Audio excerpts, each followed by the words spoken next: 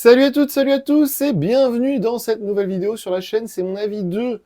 Vous le savez, cette chaîne secondaire qu'on a créée pour vous parler des smartphones.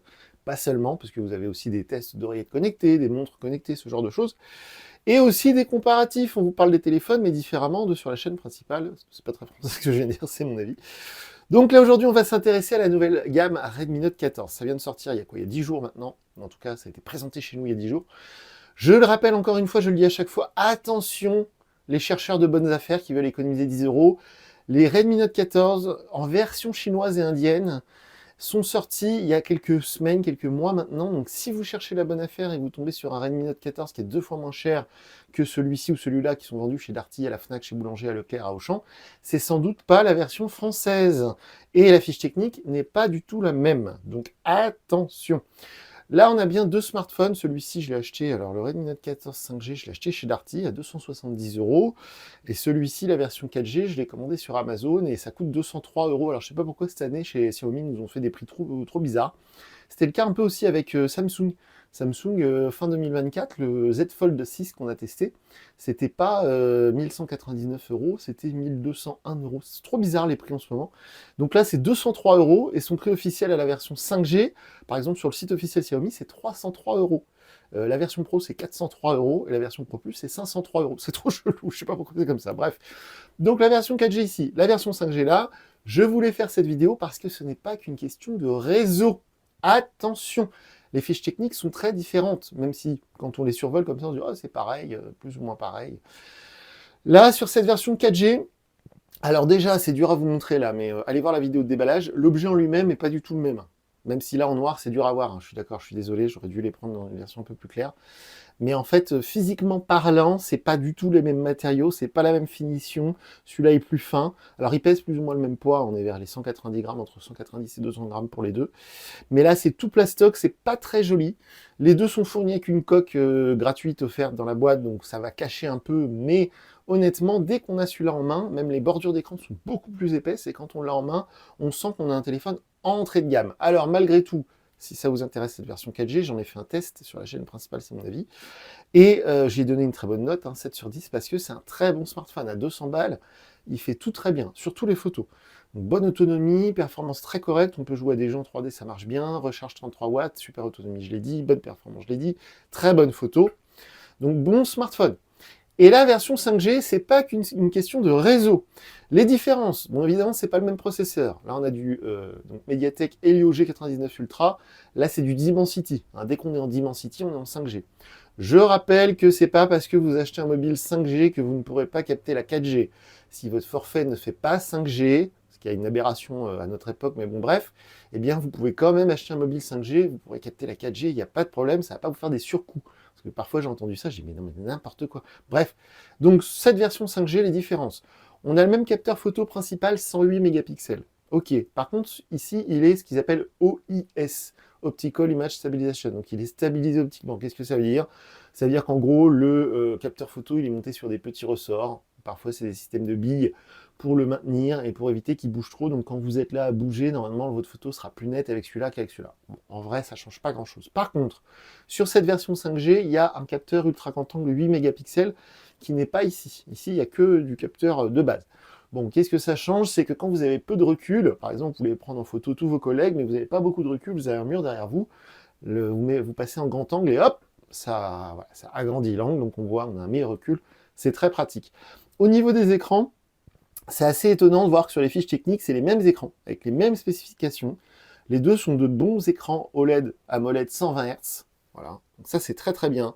C'est plus des écrans LCD, ce sont des vrais écrans OLED. Il fut un temps, il y a encore 2 ans, je crois, sur les Redmi Note 12 de mémoire, il y avait la version 5G en écran LCD et la version 4G en version OLED. Je n'ai jamais compris pourquoi. Là, on a des vrais bons écrans OLED des deux côtés, sur les deux versions. Sauf que les bordures sont beaucoup plus fines sur la version 5G. Quand on l'a en main, c'est criant. Hein. Franchement, vous verrez, si vous avez les deux, l'écran paraît plus grand ici. Donc c'est tout de suite plus confortable. Hein. L'objet est plus agréable de toute manière. Au niveau des performances pour du jeu, c'est un petit peu meilleur. Vous verrez que les chiffres que j'ai obtenus avec Geekbench sont sensiblement meilleurs sur cette version 5G que sur cette version 4G. Au niveau de l'autonomie, la version 4G est un peu meilleure, la batterie est un peu plus grosse. On est à 5500 mAh. Voilà, on peut peut-être tenir 3 jours. Pour celles et ceux qui se servent vraiment très peu de leur smartphone. Il y en a, le smartphone reste dans le sac à main toute la journée, et c'est que pour recevoir des appels. Vous pouvez tenir plusieurs jours sur une charge. La version 5G est déjà très bien en autonomie. 1-2 journées, ça marche très très bien. La recharge est un peu plus rapide sur cette version 5G qui prend jusqu'à 45 watts. La version 4G ne prend que 33 watts. Voilà, donc il y a plein de petites différences comme ça. Alors sur les deux, le lecteur d'empreinte est sous l'écran. Ça, c'est très très cool. Ça marche très bien. Donc c'est pas comme sur le bouton, comme chez Samsung ou sur des modèles entrée de gamme. Ça, c'est très très cool. Au niveau des photos, elles sont excellentes sur les deux smartphones. Franchement, allez voir les tests que j'ai fait sur la chaîne principale. Vous verrez, je partage à chaque fois ma galerie Google Photos. Vous verrez, les photos, moi, je suis toujours impressionné de voir qu'à 200, 300 euros, allez, entre 200 et 260 euros, on a de très très très bonnes photos. Il y a certains modèles plus chers maintenant qui font pas forcément de meilleures photos que ça. Donc ça, c'est toujours une très très bonne surprise. Haut-parleur stéréo sur les deux, paiement sans contact sur les deux, Wi-Fi 5 sur les deux, le Bluetooth, je sais plus, 5.3 sur les deux. Voilà, tout ça est assez équivalent. Donc voilà, bon smartphone des deux côtés. Moi, mon conseil, si vous regardez cette vidéo et que vous hésitez entre les deux, celui-ci est meilleur à tous les niveaux. Un tout petit peu meilleur, mais meilleur à tous les niveaux. Un petit peu meilleur parce qu'il recharge plus vite, un petit peu meilleur parce que l'écran est visiblement un tout petit peu plus grand, il est plus beau, plus fin, il y a un capteur ultra grand angle 8 mégapixels. Voilà, il y a plein de petites choses comme ça, un tout petit peu meilleures. Les performances sont un petit peu meilleures. Et je précise que chez nous, en France, encore une fois, je ne prends pas en compte toutes les bonnes fausses affaires que vous allez trouver sur Cdiscount ou je ne sais où. Ça, le version Redmi Note 14 4G, en version 4G, c'est 6 Go de RAM, 128 Go de stockage pour la version de base chez nous en France. Sur la version 5G, Redmi Note 14 5G, chez nous de base, la version de base la moins chère, c'est 8 Go de RAM. 256 Go de stockage.